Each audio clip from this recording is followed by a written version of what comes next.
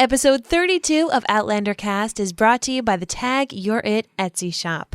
From Outlander-inspired necklaces and rings to custom designs for birthdays or any occasion, every piece is created by Dawn, one letter at a time, and is one of a kind. Please take the time to visit Dawn at www.tagyourit.biz, that's B-I-Z. Tell her Mary and Blake sent you and use the coupon code OutlanderCast15 for 15% off your purchase. I actually have a necklace that Dawn made. It has my kids' names, Reese and Felicity, and it's always close by to my heart. I absolutely love it. And heck, guys, you know what? With holiday season coming up, if you can have personalized gifts made, boom, you're done. Nailed it. Shopping before Halloween. So as always, tag your mama, tag your pet, tag your it, whatever it is. People disappear all the time. Most are found. Eventually. Disappearances, after all, have explanations. Usually.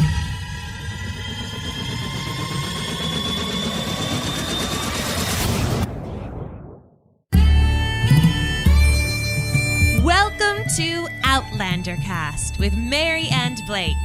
It's a podcast dedicated to the show Outlander on Starz. Me a song of a lass that is gone, save of that lass behind. Mary of soul, she sailed on a day over the sea to sky.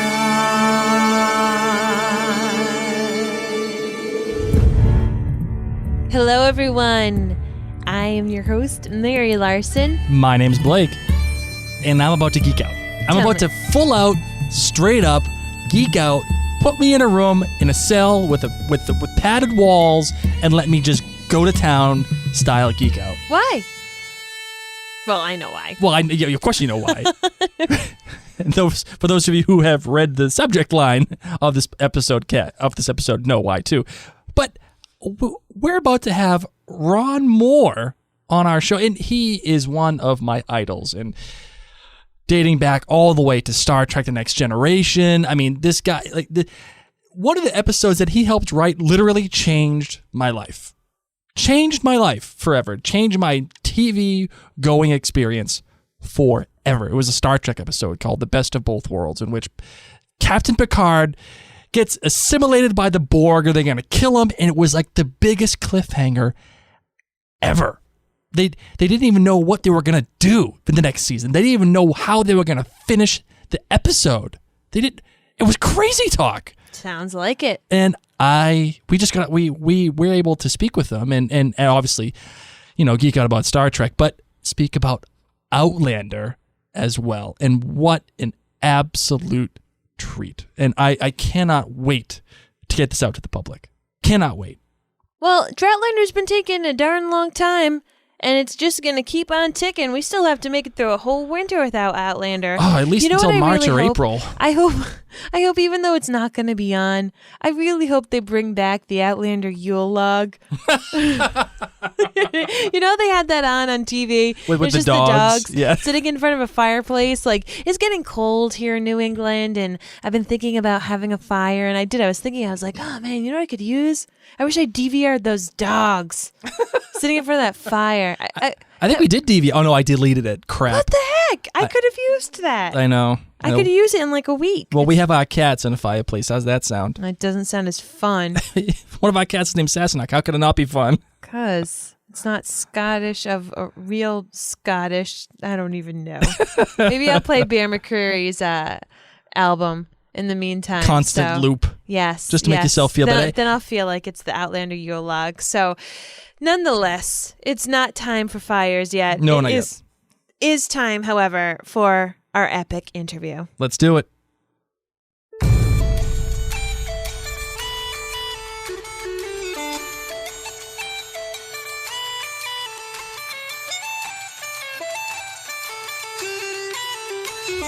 Joining us today is a screenwriter and television producer who is best known for his work on Star Trek: The Next Generation, Deep Space Nine, and Voyager. He ran the reimagined Battlestar Galactica television series as well as Caprica, and has written feature films like Star Trek Generations, Star Trek First Contact, and Mission Impossible 2. That's not Star Trek, just in case you guys, heard a lot of Star Trek. But we all know him as the producer, writer, and showrunner of our favorite show on Starz, Outlander. That's right, ladies and gentlemen, we are interviewing Mr. Ronald D. Moore. Ron, thank you so much for joining us here on Outlander Cast today. How did you come into writing for television? Okay. I was in Los Angeles. I had flunked out of school at Cornell in my senior year and suddenly found myself without a future or a career. And a roommate of mine had moved out here the year before and was trying to be a writer. And he came back to Cornell for a visit one weekend, and we hung out and finally said, "So what are you going to do with your life?" And I said, "I have no idea." And he said, "Why don't you come back to California with me and be a writer?" And I said, "Okay." Because I had always written stories growing up, and I wrote a play in high school. And he and I were in the same literary fraternity at Cornell. So he's liked to write, but I come from a very small town in California called Chowchilla. And being a writer wasn't a real job there, so it wasn't something I ever really considered to make my vocation until I didn't have one.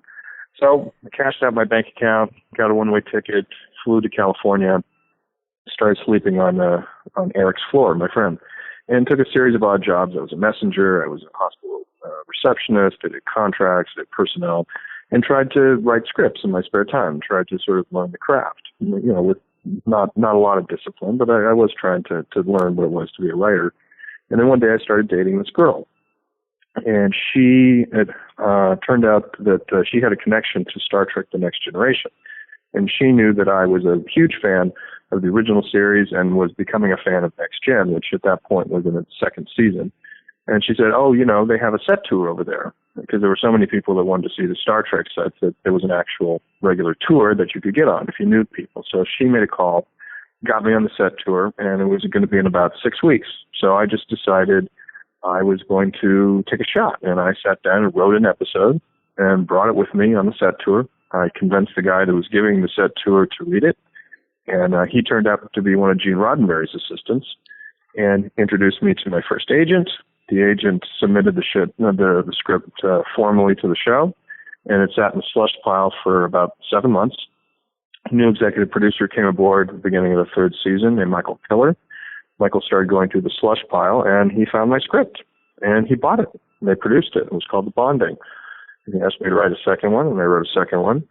And then not too long after that, I got this call asking if I could come down to be a full-time staff writer, and I did, and I was there for the next 10 years, and that's pretty much how my career got started. I got a really lucky break at the right time, and it's been an amazing adventure ever since. Yeah, that's an awesome story. I want you to know that you are in good company. We actually have the USS Enterprise plaque here in our recording studio. Blake is a huge Star Trek fan, so really? we like you on multiple levels, my friend. I'm not exactly sure how much you had to do with it, but I just want to thank you for the best of both worlds. I just the entire writing staff that almost changed my life. That episode.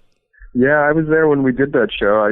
Michael wrote that episode, but that was the sort of the turning point in Next Gen's acceptance, really, within the Trek community. Because what people kind of forget is those first couple of years, we were the bastard stepchild of Star Trek. You'd go to conventions and there were bumper stickers and posters that were proclaiming, that you were a fan of the real Trek and didn't want anything to do with that bald-headed guy. And, we were not really accepted as the real deal until Best of Both Worlds. And then over that summer, when Trek had ended on the cliffhanger and were they going to kill Picard and all that, suddenly it got some buzz and really got a lot of hype. And going into the fourth season was really where everything turned around for the show. And then we were Star Trek all of a sudden, and it just sort of, cascaded after that. It was remarkable television. It was the first cliffhanger I really remember. But I could talk about TNG all day, but I don't want to waste your time. So, getting to Outlander eventually, that's a huge time jump. But how did the conversations about Outlander start for you, and what drew you to this project? Well, I was up in Vancouver. It was towards the end of Battlestar Galactica's run, and my wife Terry and my producing partner Meryl and I were having dinner, and we were just starting to look beyond Battlestar and Caprica and saying, what are other projects that we want to talk about doing someday? What would be the passion projects? And it turned out that Meryl and Terry were both fans of Outlander, but they had never really talked about it. They didn't know that each other loved the book, so they went off and got excited, in this conversation on their own. And they finally turned to me and said, "You would love it too. You should read them. You like historical fiction. You like period pieces. This is right up your alley. Has a strong central female character. Take a look." So then I got the book and read it, and I was taken with it. It was a real page turner. And, there were twists and turns in the story that I didn't see coming. I liked the central character. There was a lot about the period I didn't know. I didn't know really anything about the Jacobite uprising or the history of Scotland. And so it was just kind of interesting to read about a period that I knew so little about. And by the time I got to the end of the book, I just thought, yeah, this is a show. This is a TV series. I could see how you would make a season out of this. So we tracked down the rights. The rights were held by a man named Jim Kohlberg, who Diana had sold the rights to at that point. He was trying to make a feature out of Outlander and had commissioned a couple of scripts along those lines. And I just said, I don't think it's a movie, because I thought that, once you tried to boil that novel down to 2 hours, you would inevitably take out everything that I thought the fans loved. The readers of the book like the period, they like the texture and detail of the world, spending time with Claire as a healer, really getting to know the social mores of the time, sort of getting involved in, this other world. And all that would go by the wayside once you stripped it down to the 2-hour version, and it would become just the plot, and you'd be racing through everything. And I just told him, I thought, you're just going to lose what makes the book special. And at that point, we just agreed to disagree. And he said, but, let's keep in contact. And so every year, Meryl would call Jim and kind of say, how's the feature going? And he would say, we're still working on it. And then, just a few years ago, finally, he said, maybe it is a TV show after all. And we said, great. Took it to Sony, because that's where my deal was at that point, and gave them the books. They got it, got excited about it. And we pitched it. Starz is one of the only. We didn't pitch it around to too many places. Starz took the time to read the book, and they bought it. And they just kind of believed in it and said, "Yeah, we want to do it. Let's make it as faithful adaptation as we can." And then we were off. Well, thank goodness you did. My gosh, it would have been very, very different. And a lot of people, as you said, would have been very disappointed with just 2 hours. So for those of our listeners who aren't familiar with the term, what exactly is a showrunner? And what are your main day-to-day responsibilities? Showrunner is a term that's come up in the last maybe 10 years or so. There's always been showrunners in television. They've just never really used that term before. Like Gene Roddenberry was the showrunner of Star Trek, and Stephen Bochco was the showrunner of Hill Street Blues, and it goes on and on. But essentially, the showrunner is the person in charge on the show. It's usually the writer, it's usually the creator of the show. So my job to illustrate on this show is I'm the one who secured the rights. So then I pitch it to people. So I tell the story. So my job is to constantly tell the story. I'm telling the story of Outlander to the network, to the studio. I'm telling it to the actors. I'm telling the director. I'm telling it in the room with the music and so on. I'm the one that takes it sort of all the way from start to finish. So in each episode, I have to approve the break session with the writers. Then I approve the outline. Sometimes I rewrite it. Then through the script process, then I have tone meetings with the directors, and all the production staff all report to me, and then it's shot. And then I take it into post. I get the final cut of the episode in the editing room. I supervise the music and the sound and color timing and final delivery. So essentially, I'm like executive. There's several executive producers on the show, like there are on many shows. But usually, only one of them is the showrunner, who basically runs the show. I mean, it's a descriptive term. I'm kind of the guy who says what the show is and what the show is not over and over again. That's kind of my day-to-day responsibility. It's inevitably a series of questions from all the people on the production or from the powers that be, and I'm the one that's arguing for, no, the show is this or the show is not that. That's kind of my job. You must have to drink a lot of coffee. That's a lot of work. It's a lot of coffee. It's a lot of stuff. But, it's a lot of it is knowing when not to do stuff. It's hiring the right people, trusting them to do their jobs. There's a lot of very creative, very talented people on the show. And you try to let them do what they do. You try to give them guidance and say, this is what I'm trying to accomplish. This is the mission. We're going in that direction. Come along and let's all go that way. And you try to step back and let them do it because they're better at set design or costuming or editing than I am. My job is to sort of supervise all of it and try to make it all become one, to try to, make it cohere into an episode at the end that is Outlander in all its component parts. But each individual department head and each individual crew member you kind of try to entrust them to bring their best work and to contribute to what we're doing. So now you've run a lot of hard shows such as Star Trek The Next Generation or Deep Space Nine, Battlestar Galactica, and now Outlander. And what I want to know is, what is it that you enjoy most about creating these large, complicated, and layered worlds? Well, I like creating the worlds. I think I'm really drawn to doing period pieces. Star Trek and Battlestar, in my mind, are period pieces. They're just distant future, I like creating a world for the audience that doesn't exist, that's not part of their day-to-day reality. So I like sitting in rooms and coming up with how this universe functions, and what are the rules to it, and what does it look like, and what can they do and what can't they do. And I just enjoy that process of creation. I think if I was doing a contemporary show that was just, in a normal police station and everyone had normal lives, I think I would get a little bored with it because it doesn't have quite the challenge of trying to figure out how can we recreate 18th century Versailles today? How can we recreate the Battle of Culloden? How can we recreate things that don't exist anymore? I find that really challenging and interesting and fun on any given show. So we actually, speaking of letting people do exactly what they like and what they're good at, we actually had the opportunity to speak to Ira Steven Behr shortly after the finale of season 1. And actually, in the interview, I referred to him as your consigliere, and he admitted to the fact that that term may or may not have been used on multiple occasions by you guys, and it was really great. Can you talk about your relationship with him and your long-lasting working relationship and your dynamic with both of you in the writers' room? Well, we go way back. Ira was there, in the very first writing staff at Next Gen when I started. He was kind of senior writer, and I was very much the junior writer. And I learned a tremendous amount from him, both on the page and in the room. How to try to get the most out of your people in a writer's room. How to corral the various egos and the various different sensibilities, and try to get everybody to work together and build a sense of camaraderie and fraternity there in the writer's room, and how to do the producing aspect of it. And I learned a lot from him on the page, characters and dialogue and tricks of the trade, so to speak. And then we worked together again on Deep Space Nine for 5 years, and I was kind of his number 2 guy. So it was like he was running that, and I was helping him.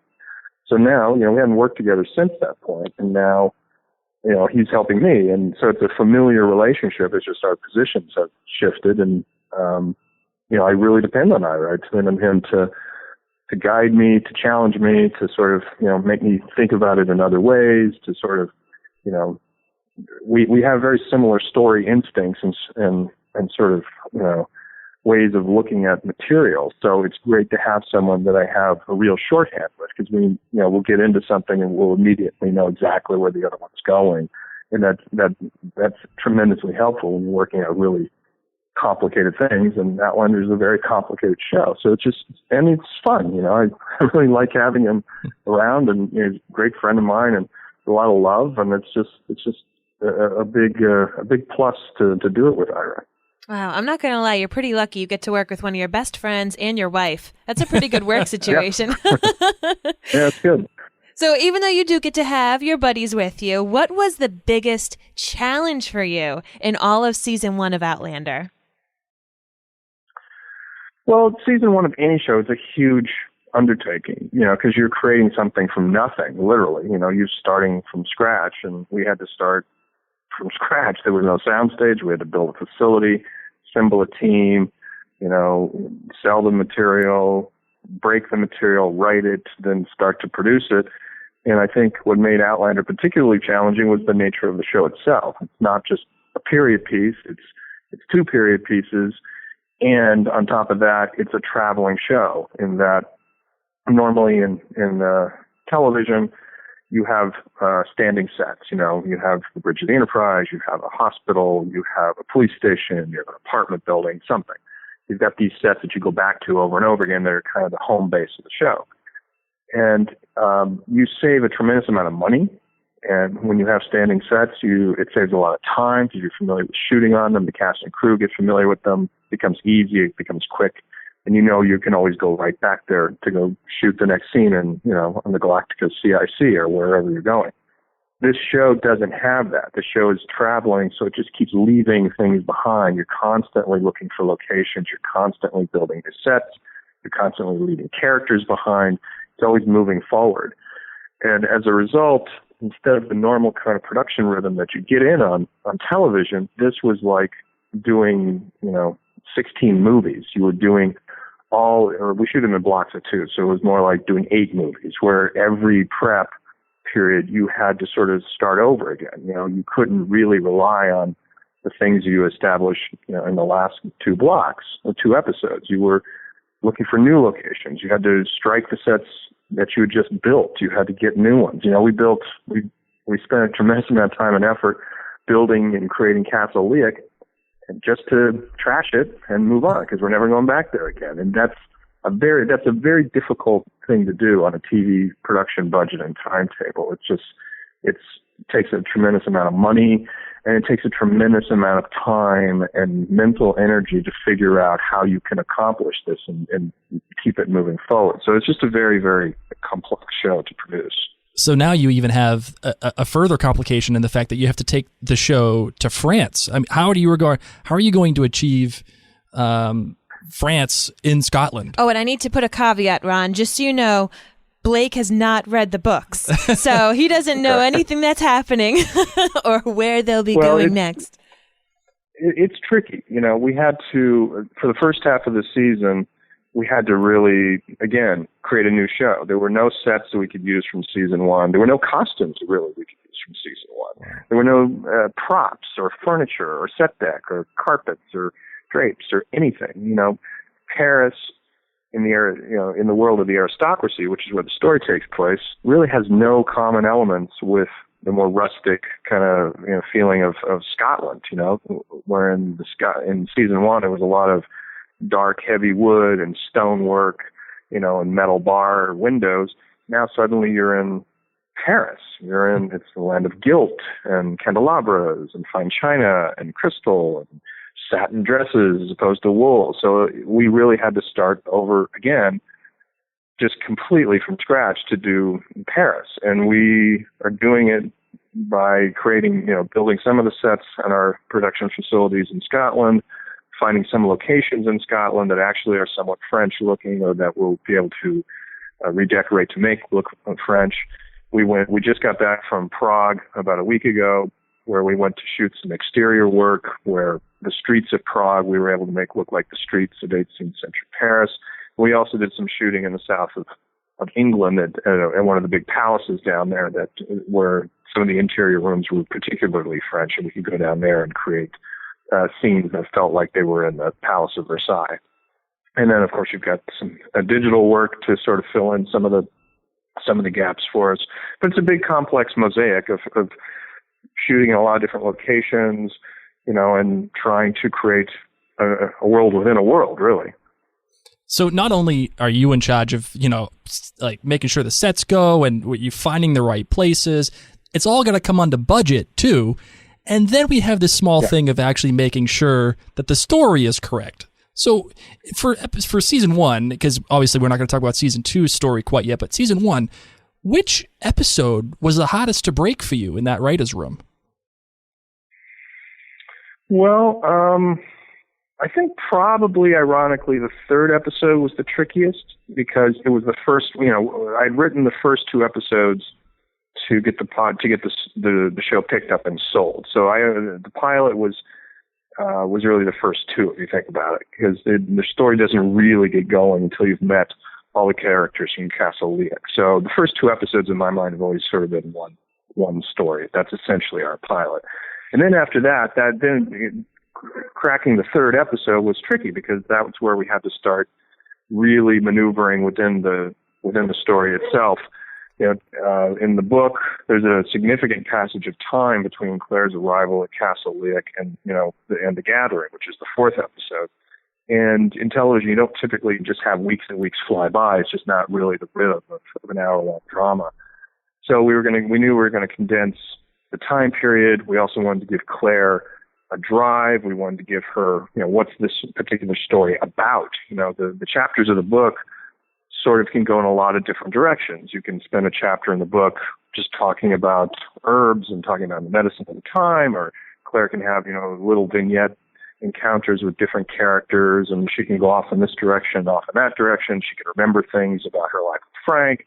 There's a lot of components, but they don't necessarily add up to a strong story that has a theme to it, that is resonant, and that sort of takes your leading character from A to B. So we had to take all those pieces and construct a new narrative out of the material that was there on the page, but figure out what's an hour episode drama out of this. And that was challenging. That took a while. That script underwent a lot of revision, a lot of change, because we were still getting our feet under us in terms of what the show was, how it would work, and how we were breaking down the book into discrete individual episodes. You mentioned Frank, and in addition to breaking down the book, you also added a lot of context with Frank, which we loved, by the way. I wanted to know, why is Frank so important to the story, and do you think we'll be seeing more additions to his character like we did in season 1? Well, I thought Frank was key to understanding Claire. That's why I thought his part needed to be expanded more. Her drive through the whole, say, 3/4 of the first season is to get back to Frank. It's to get home, right? So you had to sort of understand why Claire wanted to get back to this man, because otherwise, at a certain point, you just kind of go, screw it. Look at Jamie. Great-looking guy. Why don't you stay here? King of men. He's the king of men. What's your hurry to go back to the 1940s? But it drives her strongly through the book. She's through that whole section, she's always trying to get back to Frank. She's always trying to get back to him. Even as she's falling in love with Jamie, and even as she gets married to Jamie, she's sort of struck by the fact that she's still married to this other man. And when you get to that point in the book where Jamie tells her to wait in the Glen until he gets back from seeing Horrocks, and he leaves, and she just takes off for the stones, that to me was the moment I said, I've got to understand Frank more. The audience at home who hasn't read the book has to really identify with Claire's dilemmas. We have to really be sure that they understand why she's going to do that, or otherwise that choice of her to try to go to the stones would just be inexplicable, and no one would believe it or care. So to me, that meant you had to keep Frank as more of a presence visually. You had to see his face. You had to be reminded of this other man that she was in love with, and you had to kind of be torn. You had to kind of feel her dilemma, that she's torn in her loyalties and she's torn in her feelings, and the audience had to feel that as well, so that they too would kind of go, God, in the pilot, I was really kind of rooting for those two. I kind of like them, and wow, I get it. Wow, I hope she gets back to him. And then, there's this Jamie. Well, that's kind of intriguing too. Again, I always have to sort of look at the show from the eyes of someone who had never read the book at all, and that they're just accepting the story as I tell it to them. And I felt that in the visual medium, in the television medium, you had to know Frank more. You had to see Frank more. You had to sort of flesh out more of who he was and what their relationship was. Well, I have to say that you obviously succeeded, because I'm one of those people that had never read the book, and being a married man, I always felt like Frank kind of spoke to me a little bit, because I always felt like that would totally happen to me. My beautiful wife would go leave me for some strapping young red-haired Scotsman. Yeah, exactly. And I always felt like, man, I got that guy's back. I was always team Frank, so I just wanted to thank you for giving me the opportunity to learn about him, because everybody kind of like gets on him a little bit, and I'm always like, why, man? He just seems like a nice guy. Right? Yeah, I always liked Frank. I always fell for him. I always liked him in the book. And again, the fact that Claire cares for him so much and does love him and works so hard to get back to him, that tells me that he has to be a good guy. Because otherwise, my heroine shouldn't be so completely, driven to get back there. Mm-hmm. Well, I love Frank, and but conversely, I love Black Jack Randall, just simply because I think he's a fascinating antagonist, or maybe I'd even say villain too. But I think I'd rather go with antagonist. So he's a very interesting character. In the depth that you and Ira had given him, I didn't expect that. I expected him to just be evil for evil's sake, and he certainly was not. Even with that scene when he's sketching Claire's face, that's a small thing that just made his character very alive. But towards the end of the show, I'm just going to talk about it because that's my job. A lot of people have unfairly, in my opinion, said the show went too far in the last 2 episodes of Wentworth. What would be your rebuttal to them, and why do you think what happened and everything that happened with Black Jack was necessary to the story, as I believe that it is necessary to the story? Well, I guess my first response is I don't think it went as far as the book did. Yep. The book is pretty graphic, and the book goes to some, went even further in some of its descriptions and some of what happened, that's revealed later. I mean, there's a line in book 2, where Jamie and Claire are having an argument and talking about Black Jack, and Jamie says, you're fighting for, the man who, he made me suck my blood off of his own cock. And I was like, whoa. It's like one of those lines where your eyes kind of fly up in your head. We certainly never went that far, but it was inherent to what was happening in the drama. I mean, it was built into the book, into the storyline. It influences everything that happens with Jamie and Claire for the rest of the book series. Really, it's a pivotal moment. It had been building towards that. And if some people thought it went too far, that's okay. Everyone has their own line. And I tried very hard as we were writing it and shooting it, and particularly when it was being edited together, I tried to just use my own judgment. I tried to take it as far as it could be taken, and not cross the point where I thought I couldn't watch it anymore. I don't mind making the audience feel uncomfortable. I don't mind horrifying the audience. I don't mind shocking them or any of that. But I don't want to lose the audience. When the audience can't watch it anymore, then you've lost them. And I tried to take it right up to that line, because to do that story and to do it properly meant that it had to be horrific. It had to be brutal. It had to go to dark places that are really hard to watch. And I felt that, we had to honor the story by taking it as far as we could without tipping it over into the line of being gratuitous or just doing it because we thought we could get away with it. There was never a time where we said, hey, let's just go further because, this is Starz and we can do anything we want. And, there was never that attitude. It was always, okay, this is the story and this is the relationship between these two men, and let's just look at it directly, and let's not shy away from it, but let's not revel in it either. Let's just tell it. Well, you and the rest of the team and Anna Foerster did such a great job, especially with those final 2 episodes of telling the story. And my question to you is, how do you choose your directors? Are they picked with specific talents in mind? And have you ever thought about doing the True Detective route, where you just employ one director for an entire season? We've never considered doing that. No, it's too complex. It's too big of an undertaking, and it's really hard. It's really hard on our directors to just do 2 at a time. I think if we'd ask anybody to do a whole season, we'd probably never get anybody to do it. We pick directors. There's a variety of criteria. A lot of it has to do with availability, who's available to do it, who's willing to commit to.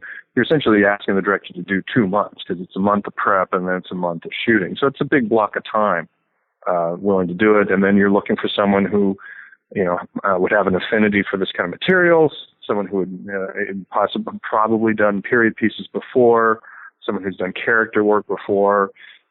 Sometimes, someone who has shot in Scotland before would be nice. I mean, there's a lot of ways of sort of vetting directors and trying to figure out who's the right person for which piece. Anna Foerster, I wanted for the wedding episode because I just thought it was a good idea to have a woman direct the wedding episode, frankly, and so we searched specifically for a woman to come in and do that.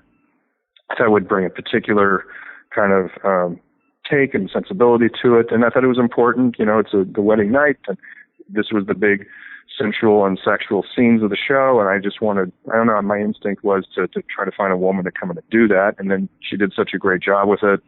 I also thought that would be a positive thing to direct the last two episodes. And other than that, you're looking for, if it's an episode that has a lot of action in it, you're looking for a director who's done action. If you're, or one that's more interior in character, you're looking for someone who's done that. You're always just kind of looking to match the material as best you can to the director. How much of a say does the director have in the final cut of the episode? Is it something that, they direct and you say, okay, thanks for all the footage and move on? Or do they stick with you for a little while but you still have ultimately the final say in everything that goes on? They always do the director's cut. We have editors at the facility in Scotland that work with them there. I'll do the shoot. During the shoot, they communicate with the editor and putting the first assemblies together, and then they deliver to me, a full-blown director's cut. And generally speaking, at that point, then they're done with it, and then I take a cut at it, take my producer cut, and then it kind of goes to the studio network, and they give me notes, and then I kind of carry it through the rest of the process. And each episode is kind of unique and different, and there's been episodes that I've recut completely. There's been episodes that, I've barely done anything to. It really just all kind of depends on that particular show. The scripts are like that too. There are scripts that I've rewritten quite a bit. There's scripts that I've only lightly polished or haven't touched at all. Writing and editing are very similar skills in storytelling. A writer told me a very long time ago, you always do your second draft in the editing room, and that's true because you are telling the story editorially. So it's very important that the rhythm and flow of the final product reflects how we do Outlander. It's if you cut the show to rock and roll music, it's a completely different show. If you cut the show with a lot of dissolves, montages, and overlapping images, it's a completely different show.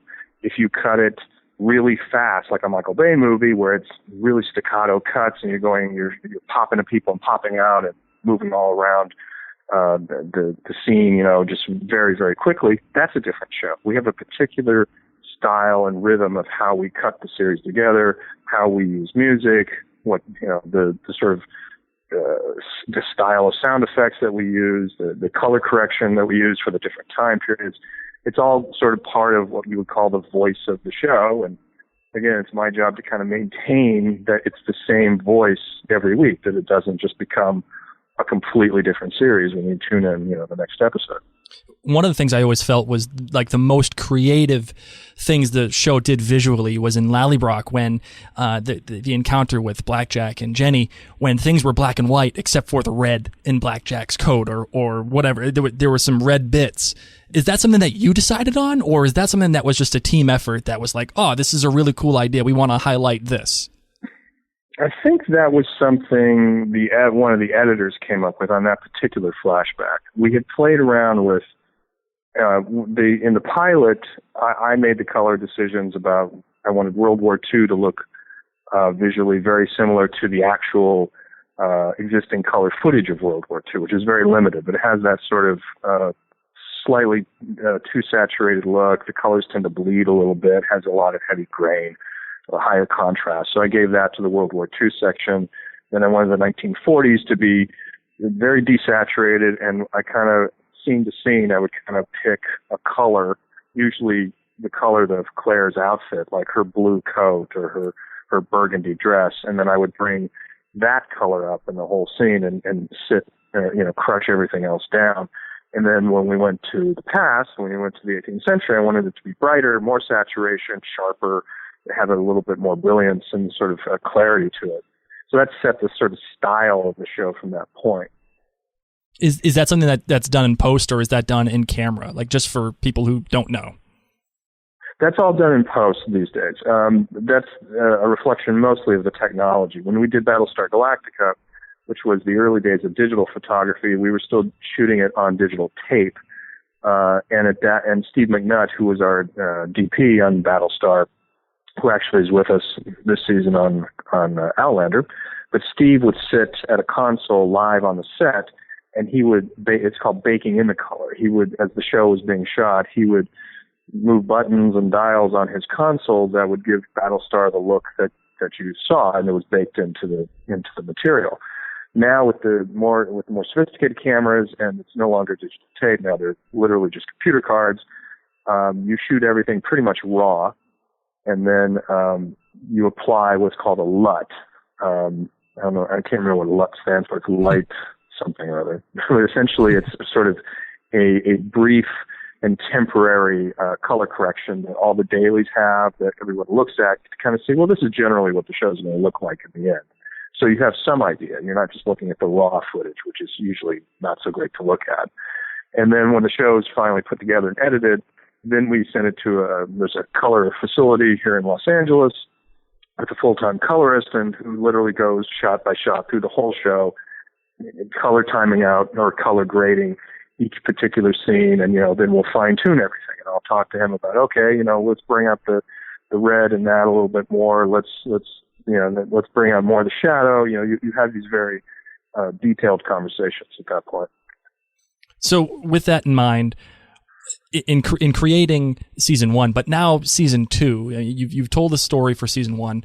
What are you most excited and let's even say nervous about for in season 2? And for those who haven't read the books, in a relatively spoiler-free fashion. Well, it's the big thing is going to France. Obviously, it's delivering a whole new look for the show. All the things that make Paris so challenging to deliver are also the things that hopefully will make it really amazing to watch. It's a completely new color palette. It's a completely new environment.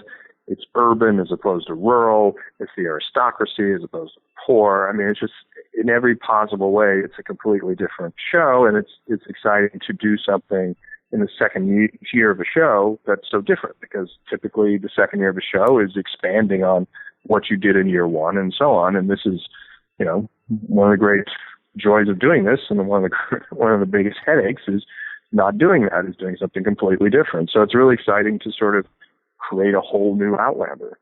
Yeah, it almost reminds me of like season 2 of The Wire. I'm not sure if you've ever watched that, or even what they're doing on The Leftovers now, where they're just changing the story pretty much. It seems like a bit. Well, they're not changing the story; they're just taking it and moving it to a different setting and a different creative setting, and similar to The Wire. And introducing a whole new set of characters that you did not even meet in season 1, and it sounds pretty similar to that. Would that be relatively true? Yeah, I mean, The Wire, I don't remember season 2 that well. I remember it had something to do with the docks. I don't think I finished the second season, but I remember it was a whole new story. This is a similar challenge in that it is a whole new story that you're telling. You have the same central characters. It's a whole new group of characters that are going to become involved with, and a different social strata, and it's just a different thing. There's also, well, I don't want to give any spoilers away. It's a more complex book than the first book. The first book was, narratively speaking, it was a fairly straight line. It was very linear. Follow Claire into the past, and then it's essentially about her trying to get home, and then falling in love with Jamie, and then rescue him at the end. And that's essentially what that book is. The second book is just more complex. Diana shifted point of view in the book, narratively. Sometimes it's also first person where Claire is telling the story. Other times she shifted to another character, and told it from his point of view, and then other times it was the objective point of view. So the second book is more complex in terms of it's more involved with the politics of the era. There's more conspiracies and double dealing and sort of wheels within wheels. It shifts locations several times. It's just a more complicated book overall, and it was a bigger challenge to adapt than the first book was. Well, with that in mind too, you've gone from 16 episodes in season 1 to, from what I believe, it's 13 for season 2. Is that something that you're like, is that something that was planned? Are you nervous about that? Or because it seems like there's a lot of story there from what you're saying. There's a lot of story there. I mean, the second book is the shortest of the books, fortunately. The episode order is really about the network and the studio and a lot of business parameters. For Starz, up until Outlander, they had never done an order bigger than 10. Their typical order was 8. Wow. And then they had a few shows they did 10 with. So for them to do 16 was a huge investment and a big show of faith. And then as we knew that we probably weren't going to continue to do 16s because that doesn't really fit their broadcast schedule and the format of what they do. But they still are giving us 13, which is still 3 more than they give their typical shows. So that's great. And for us, it's a familiar number. For whatever reason, 13 is sort of a standard order in cable television. So it's kind of a familiar number to get your arms around as writers. You sort of get how to arc out a story over 13 episodes and what the rhythm of that is. So it's not too big of a challenge in terms of the storytelling. I want to let you know that you did a great job tiptoeing around any spoilers. It is so hard for me. Our whole podcast is spoiler free, and I sit here often just staring at a wall so that my face doesn't give anything away to Blake because I have read the book. So you did a really good job right there. Thank you. So one of the things that stands out the most to me about Outlander is the fandom. I mean, we have an amazingly strong fandom, and I wanted to just kind of get your perspective on it. Maybe if you wanted to compare and contrast from, say, the Star Trek fans, or just what it's been like on the other side for you with this Outlander fandom. Well, I would say I find the Outlander fans very familiar. I mean, my experience, with Star Trek fans and then Battlestar fans and now Outlander fans they're all pretty much the same, really, because they're all coming from the same place. They're all coming from this place of love. They all love this show. They all love it, love the characters. They want to know more about it. They want to understand behind the scenes, why you made the decisions you did, why didn't you do these other things, how did you construct that, where did you shoot that, tell me the funny stories from the set. They want to talk to the actors. They want to see behind the scenes photos. They want to organize themselves into communities. They talk to each other. They write their own fan fiction. They create their own replicas of the props and the costumes. They buy T-shirts. It's all the same stuff, really. And they express themselves the same way. You stand on a stage at an Outlander gathering, and it's a very positive, warm, lovely thing. They're there to ask you questions, and they're there to laugh at your jokes, and they know the show, and it's all a great sense of community, and it's very much like that at a Star Trek convention or a Battlestar one. It's all very much the same. The demographic is just different. These are more skews more predominantly female, largely because of the books. They're a little older. The Star Trek and Battlestar demographic was younger and more male, but there were a tremendous amount of women in the Trek and Battlestar fandoms as well. And they were, interestingly enough, they were usually the ones that organized everything. They were the original Star Trek conventions were organized by women. The original letter writing campaigns to keep Star Trek on the air were organized by women. They were the ones that really drove fandom, in the early days. And so drive Outlander, it's just a very familiar kind of setup. I don't think I've been surprised at all or taken aback by anything that I've encountered so far in the Outlander fandom. Is that why you do your own Outlander podcast, to connect with those fans on a more personal level? Yeah, I started doing that at Battlestar, and I just enjoyed it. When they first asked me to do it at Battlestar, I didn't even know what a podcast was. It was still a new term, and so I was like, "What? What's that?" And they said, "It's sort of like radio, and think of it like doing a DVD commentary." And I was like, "Oh, okay, I'll do it like that." And so I just began to think, when I started doing it, it started to become like the last step of the production for me. Once I did the podcast, I was done with that episode forever. And that was like the last step of producing it. And that's still the way I feel about it. I produced the show, but my last step is to do the podcast on it, talk about what we did, what we didn't do, mistakes, things you're proud of, interesting jokes, and boom, it's like done. It's in the drawer, and I'm moving on to the next one. I also, I was a fan. I was a Star Trek fan. I've been on the other side of that curtain. I've sat in those audiences. I've read books and bought magazines, and been obsessed with actors and, what they would really like, what was it like on the set. And, I understand the hunger for information and, how important it was that when that was made available to me. So, and I like giving that back, and I like talking about the show. And so I enjoy doing a podcast. Ron, I always have the distinct pleasure of asking the last question of every interview that we do, and it's usually the most important question I always ask the interviewee. Are you ready for this? Uh-huh. Are you Team Frank or are you Team Jamie? See, I have to be team. I'm the one that has to be team both. So, I can't. I'm the one that can't choose. I have to be team all of the team. I have to be Team Rupert and Team Angus, and they're all my team. Well played. Well, thank you so much, Ron. This was an absolute delight having you on. I've been an avid listener of your podcast, so it is a true joy to have you here on Outlander Cast with Blake and myself. This is really a treat. Well, it was my pleasure to do it, and I'd be happy to do it again sometime. Once again, thank you so much to Ron Moore for joining us on Outlander Cast. It was an absolute honor.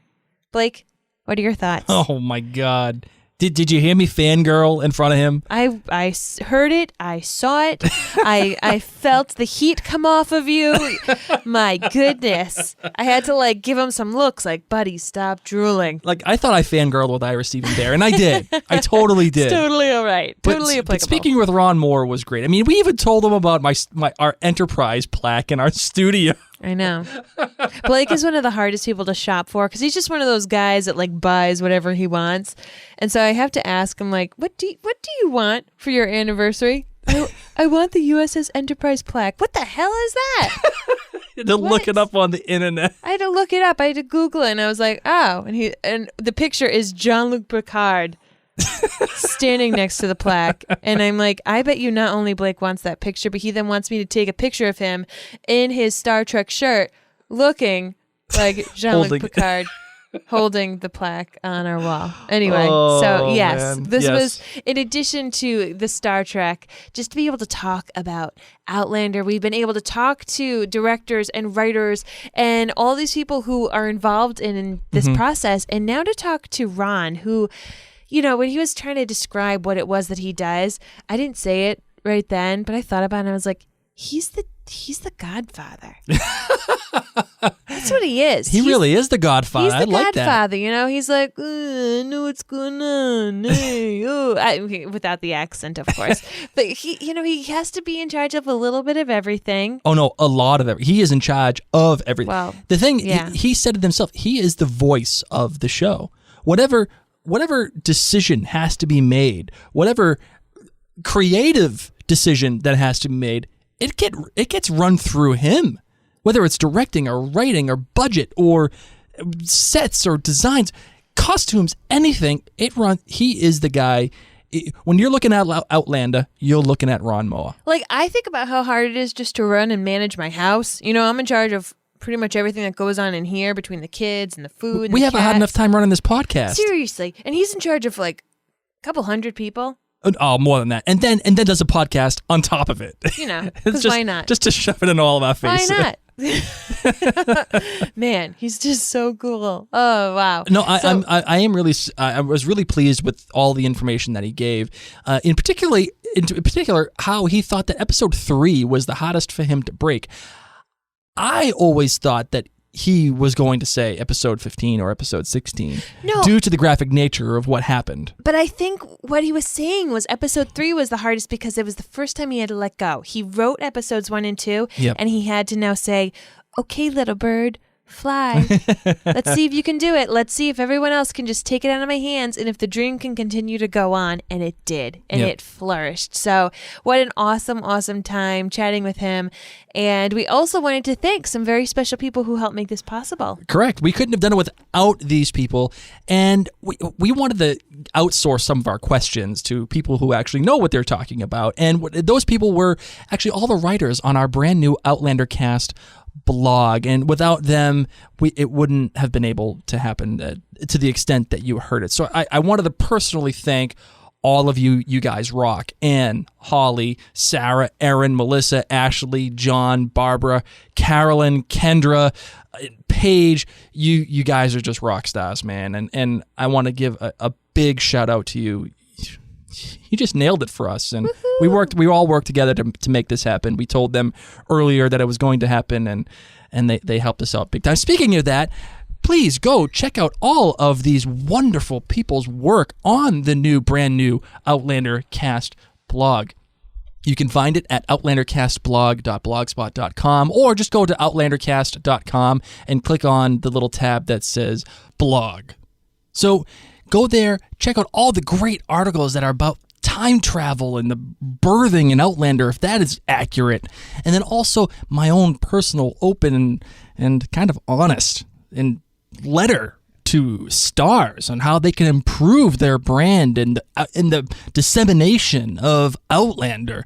There's a whole bunch of great things over there, so please make it a point to go to outlandercastblog.blogspot.com, or just go to outlandercast.com and click on the blog tab. And don't forget, we are going to be reading some of these blog posts as upcoming podcast episodes. So this way, if you don't have time to sit down and read, you can listen to them. Actually, our next episode is going to be one of those blog posts. So get excited and look forward to that.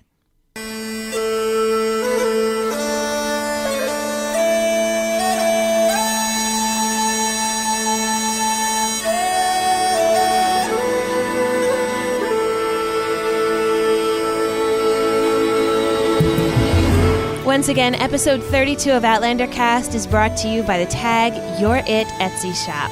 From Outlander-inspired necklaces and rings to custom designs for birthdays or any occasion, remember holiday season is coming up. Every piece is created by Dawn, one letter at a time, and is one of a kind. So please take the time to visit Dawn at www.tagyourit.biz. That's B-I-Z. Tell her Mary and Blake sent you, and use the coupon code OutlanderCast15 for 15% off your purchase. So, as I said, holiday season's coming up. You always have those people who are like, I don't know what the heck to get this person. Like me. Email Dawn. Dawn and you can come up with something really amazing. So, as always, tag your mama, tag your pet, tag your it, whatever it is. Wow. I still can't believe we interviewed Ron Moore. Like, we did that. We just did that. I'm pretty pumped. Me He's too, awesome. right? He's awesome. Just let me nerd out for just one more second. Okay, go ahead. Now we can be professional. If you want to nerd out with us, we would love to hear your reactions to this episode. Maybe you have future questions that you would like answered if we ever were to get him again. Who knows? Who knows? But reach out to us. We're on Facebook, Instagram, and Twitter, and our handles are all the same. It's Outlander Cast. Or if you like email, you can reach us at outlandercast@gmail.com. You can see all of our previous episodes, listen to them, learn about the blog, see everything you need on our website, outlandercast.com. And on outlandercast.com, there's this little tab. It says support us. If you click that, there's a whole bunch of different ways to support Outlander Cast to help keep it a free produced podcast for you guys. One of which is iTunes and all the reviews that you guys would be able to do for us. And another good way is a thing called Patreon. And Patreon is a way to donate $1 or $2 or $125 billion. We'll take it all. We'd be honored to accept anything you give to help us keep this a free podcast for you guys. We want to thank those of you who have taken the time to rate us and review us on iTunes. We have one by JL, and it says, you guys are great. Love your podcast. I listen to you while I'm at work, and it's very hard to keep myself from responding to something that's been said, as if I were in the studio with you. Thank you for all that you do and keeping it light and fun. Aww. Very enjoyable. So thank you very much. We have another one by D2Fish. D2 Fish says, I enjoy listening to Mary and Blake's banter. They each bring a different view to the podcast. The podcast is very funny and entertaining. So thank you so much for writing. If you haven't sent us a review yet, head on over to iTunes, rate us and review us. And while you're there, if you like some other reviews, say that you do. There's a little was this review helpful? Say yes. No, honestly, guys, Spread thank you. Love. Thank you so much for sending us these reviews. It makes our day. And I want to thank you for listening to us every time we put out a brand new episode. It's quite an honor, and that you carve out time for us. So thank you so much. Well, ladies and gents, that is the end of this episode. I'm Mary. My name's Blake. And you've been listening to Outlander Cast.